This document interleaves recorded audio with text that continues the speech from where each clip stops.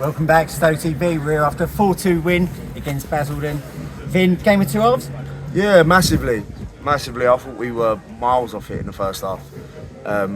From how we've set out to play and the style of play that I wanted to achieve. Don't get me wrong, it wasn't going to be pretty or attractive by any means, but we've played to the surface and we played to the conditions. Well, we tried to set out and play to the conditions, and without being too harsh on the boys, they just didn't do it. They didn't do it, and when they did do it, it wasn't with real quality and it wasn't what I wanted. Like we've taken away from how we've hurt Grays and what we put into place there. And if I'm honest, I've tried to replicate that and try to add to that, and it's like we strayed away from it completely. And it was really frustrating the first half. We've let in two bad goals defensively, and the boys know that. There's no secret to them. They'll know that defensively them two goals weren't good enough. But like you say, game of two halves, I can't ever grumble when I get a reaction like that. Like it wasn't pretty in the changing room at half time to get the reaction like that, but when you've got a group of players that I trust and that they trust in me in terms of what we want to do and what we set out and achieve, there's no shying around things in our changing room. I give the players full sort of jurisdiction to say whatever they want to me, as long as it's done sort of respectfully and professionally, and vice versa. They know that I'll tell them and I'll pull them apart if I feel like it's warranted. And that sort of balance that we've achieved, I feel like it allows that to players really listen now when you're telling them stuff. When you look at a boy and you tell him, listen, this is not good enough, it's not a case of, oh yeah, whatever, and it goes over their head. They're actually taking that on board, and it's personal to them, and it's a really nice thing to see. When things are personal and it means a lot to a football club, it's more than half the battle done. That's good. Tony, so like Vin just said there, people can express themselves. You know, we've talked about you liking doing the drills for the front and the final third. I thought they really expressed themselves, like in the build-up to the second goal. We were passing the ball forward and backwards, and a lot of players were getting involved. Is that something we're working on in training?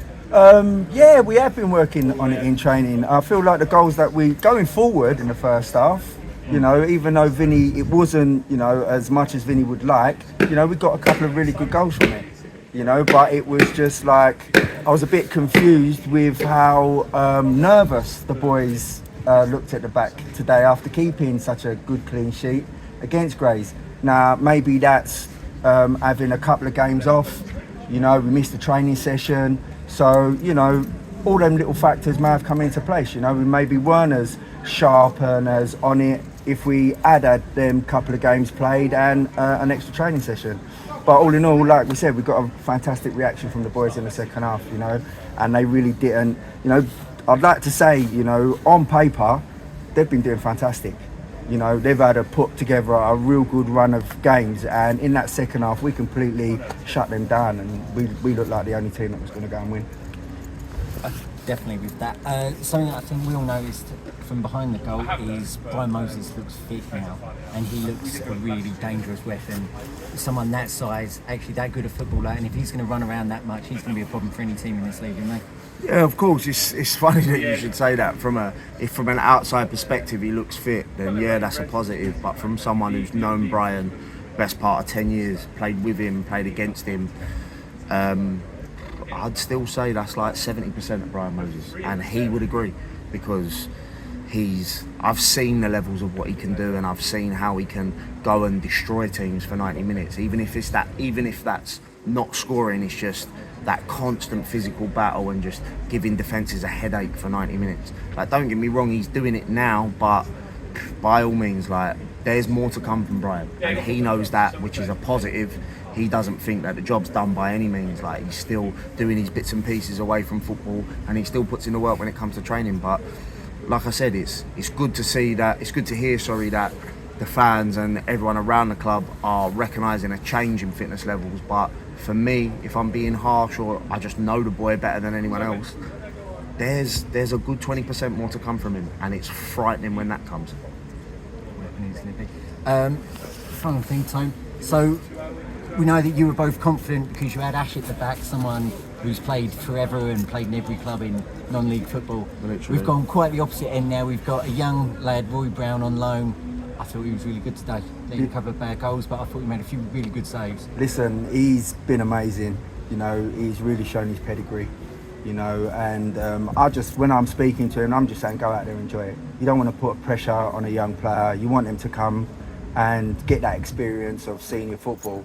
And he's proving that he is, you know, a real good attribute to the squad.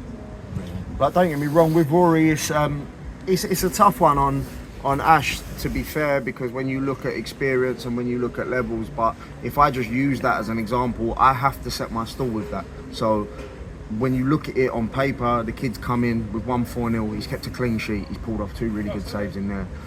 I would be really, really harsh if just because Ash is available the following week that I just throw Ash straight back in and I say, cheers mate, you've done us a favour for 1 game. So I would never do that, whether it's a forward, whether it's a goalkeeper.